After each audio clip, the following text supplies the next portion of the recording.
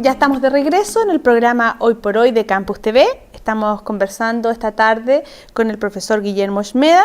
Ya nos explicó, nos enseñó bastante de etnofarmacología. Ya lo puedo decir de corrido, profesor, estoy bien.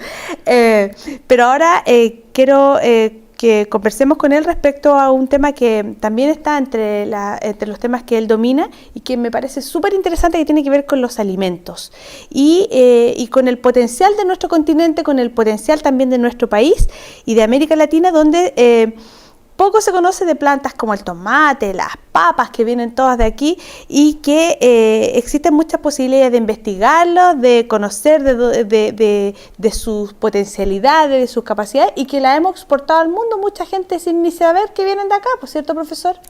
Es cierto, en América Latina muchas veces nosotros ni siquiera estamos conscientes de que el continente ha dado al mundo una gran cantidad de alimentos que hoy son básicos dentro de la nutrición de la humanidad. Cuando pensamos en papas o en tomates, en ajíes, en algunos tipos de porotos, en la quinoa, nosotros usualmente no lo asociamos con el continente americano. Tampoco asociamos el continente americano con el chocolate, que es algo tan básico y tan apetecido. Y que los suizos se lo creen que es de ellos. Exactamente. Pero se cultiva en la América tropical y también en África y en Asia, llevado de América Latina. Y así como están estas plantas ya integradas en la dieta del ser humano, hay muchas plantas que fueron recolectadas o empleadas como plantas alimenticias por los grupos indígenas en época precolombina y también en las primeras etapas de la colonia, y que ameritan ser desarrolladas como cultivos potenciales. ¿Y por qué estamos hablando de esto? El clima mundial está cambiando. Correcto.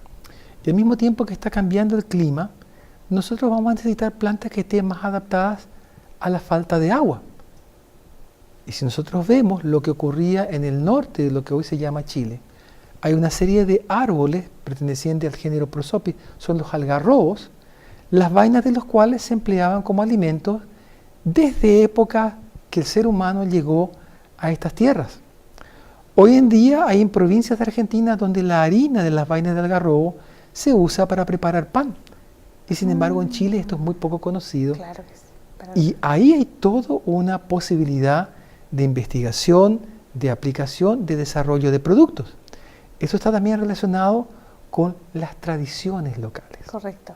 Y sobre todo, profesor, ahora que se dice que el crecimiento de la población mundial, que va mucho más allá de lo que es la producción alimentaria, entonces que en algún minuto podríamos no tener que comer.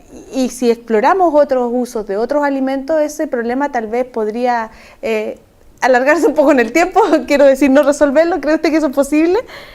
En realidad es un desafío importante el desarrollar cultivos que sean resistentes a estrés. Uno de estos estrés importantes es la falta de agua. Pero además de eso, también es importante desarrollar plantas que sean resistentes a salinidad. Y hay plantas silvestres que en algún momento fueron relativamente importantes y que están todavía para ser descubiertas, entre comillas, y desarrolladas como cultivo. Entre ellas muchos berries nativos. La mayoría de las personas conocen la frutilla roja, claro, pero pocos conocen la frutilla blanca chilena.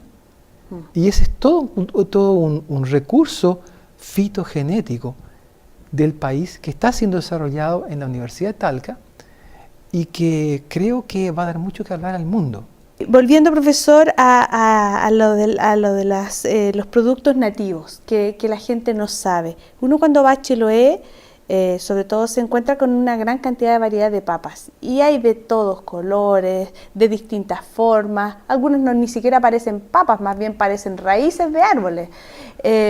Y uno dice, sí, la papa es chilena.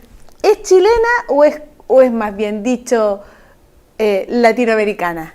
Bueno, ese es un tema bien interesante. La riqueza de formas de papa que hay en Chiloé es un patrimonio de la humanidad. Generalmente se reconoce que hay dos centros de origen geográfico de la papa. Uno está en Chiloé y el otro, muy importante, está en los Andes de Perú. Entonces uno tiene que decir es un recurso latinoamericano, sudamericano. donde hay una gran variedad aquí, pero una variedad probablemente mayor en Perú. De hecho, en Perú hay un Centro Internacional de la Papa que mantiene una gran cantidad de papas y además de tubérculos andinos, que son como papitas de otras plantas distintas a la papa, que además tienen propiedades medicinales y también son fuentes de sustancias buenas para la salud. Profesor, y esto es como la yuca, esos son tubérculos también. También son Pero acá en tubérculos. Chile no los conocemos, prácticamente uno consume estos productos cuando sale fuera del país, en otros lugares es bien habitual que en una ensalada pongan o que le pregunten a uno, aquí mismo basta ir para el lado, para saltar la cordillera y ya la usan. Y nosotros no, ¿es por una cosa de clima o es una cosa de costumbre? No, tiene que ver mucho con el clima. Ajá. La zona central de Chile tiene un clima mediterráneo y en los climas de este tipo las papas se dan muy bien. Por eso el centro de distribución perfecto. de origen de estos tubérculos. Pero la yuca o el ñame requieren temperaturas mucho más altas y humedad mucho más alta. Entonces aquí no estarían vamos. felices, igual que las papas no se dan o se dan muy mal en los lugares donde la mandioca o el ñame se usan como fuentes de carbohidratos. Ah, perfecto, perfecto. Ahora entiendo cuál es la diferencia y por qué no los tenemos aquí tan presentes y son cerca. Pero a uno le da la sensación, profesor, que en Perú hay más variedades de productos alimenticios que en Chile. ¿Es cierto? Hay mucho más. Sí, ¿cierto? Hay mucho más, pero eso también se relaciona con la biodiversidad del país. Chile, en cuanto a plantas, tendrá unas 5.000 especies diferentes de plantas nativas, y en países mega diversos como Perú o Brasil hay que agregar un 0 y comenzar a multiplicar. País más grande del mundo tiene más frutas del mundo también. Brasil tiene muchas, pero no siempre es el tamaño del país, sino los climas y los ecosistemas. Un país como Bolivia, que es mucho más chico, tiene una gran diversidad porque tiene distintas zonas ecológicas.